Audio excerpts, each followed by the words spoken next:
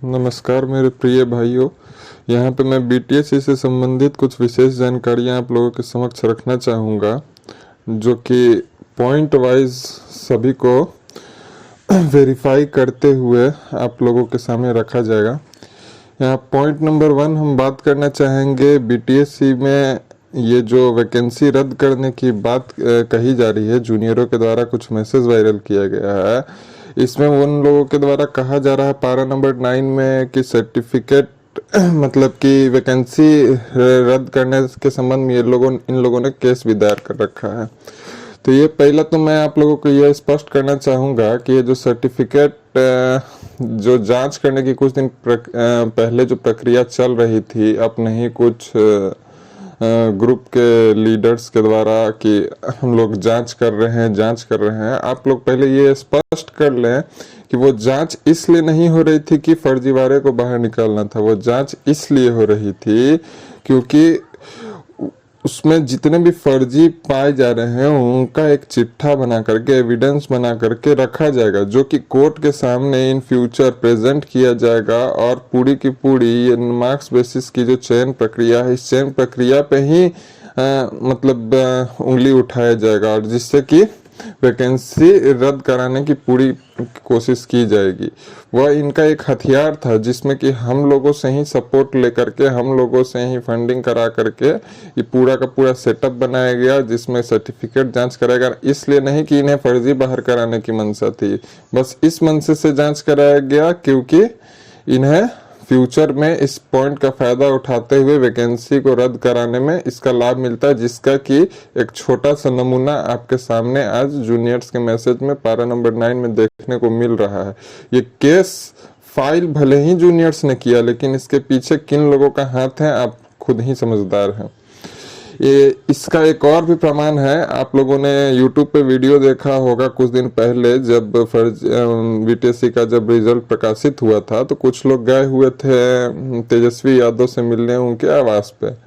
तो वहां पे जो साक्ष्य हाथ में लेकर के प्रेजेंट किया जा रहा था तेजस्वी यादव के सामने, वहां पे सीधा प्रेजेंट ये बोलकर नहीं किया जा रहा था कि फर्जीवाड़ा हुआ, या ये बोलते हुए प्रेजेंट किया जा रहा था कि इतना फर्जीवाड़ा हुआ, उतना फर्जीवाड़ा हुआ। सर ये डिग्री दिखाओ नौकरी पाओ कि मतलब कि यहाँ सिस्टम थी।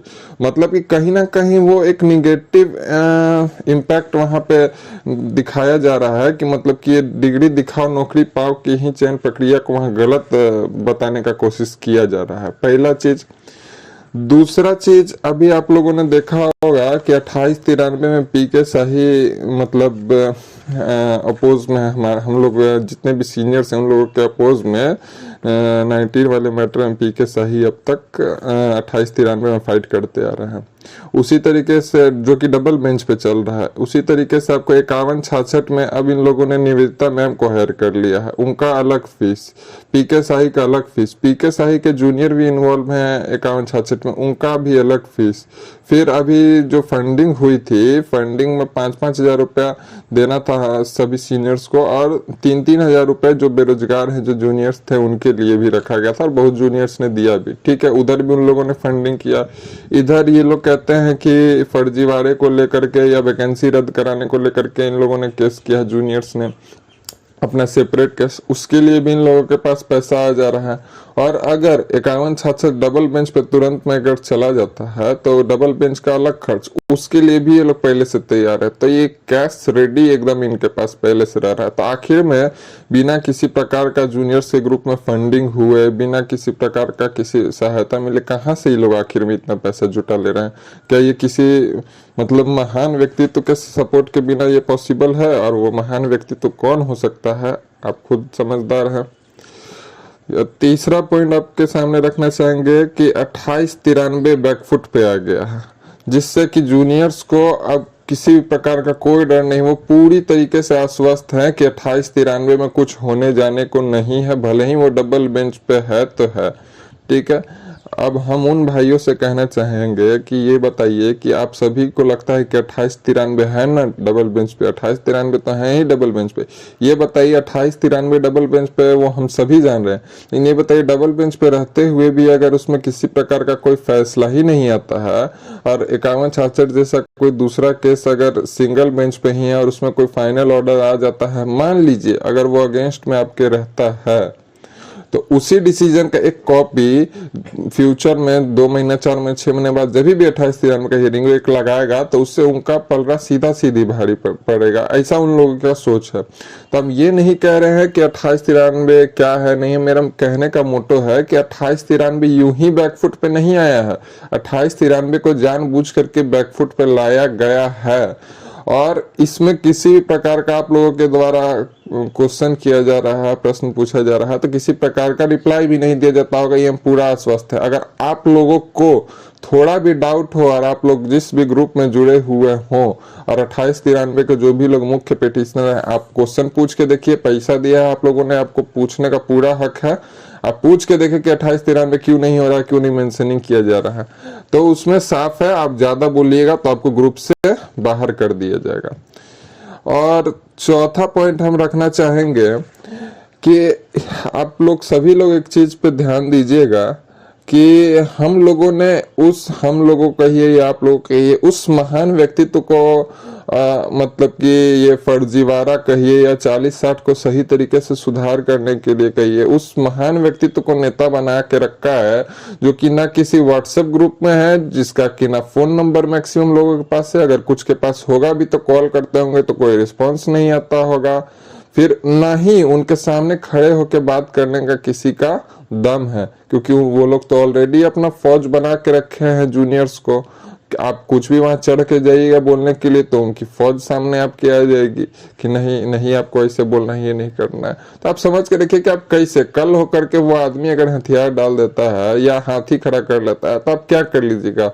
सभी ने पैसा दिया, सब कुछ किया, लेकिन आज आप उस कंडीशन में है कि आप पूछ तक नहीं सकते हैं कि केस में क्या चल रहा है, क्या हुआ, केस फाइल हुआ भी कि नहीं हुआ। 6 केस फाइल होने वाला था, उस 6 में से कितना फाइल हुआ, कितना बचा है।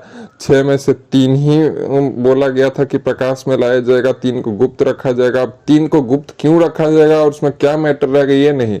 पैसा गुप्त नहीं रखा जा रहा है, लेकिन फंडिंग गुप्त कोई नहीं रखेगा। फंडिंग सब लोग 5-5 हजार रुपए दे रहे हैं, लेकिन डायरेक्टली आप लोगों ने फंडिंग उनके अकाउंट पे भी नहीं दिया है। कल होके अगर कोई भगोड़ा घोषित हो जाता है तो आपको पकड़ने के लिए कोई नहीं रह जाएगा और ताली बजाते रह जाएंगे हम सभी।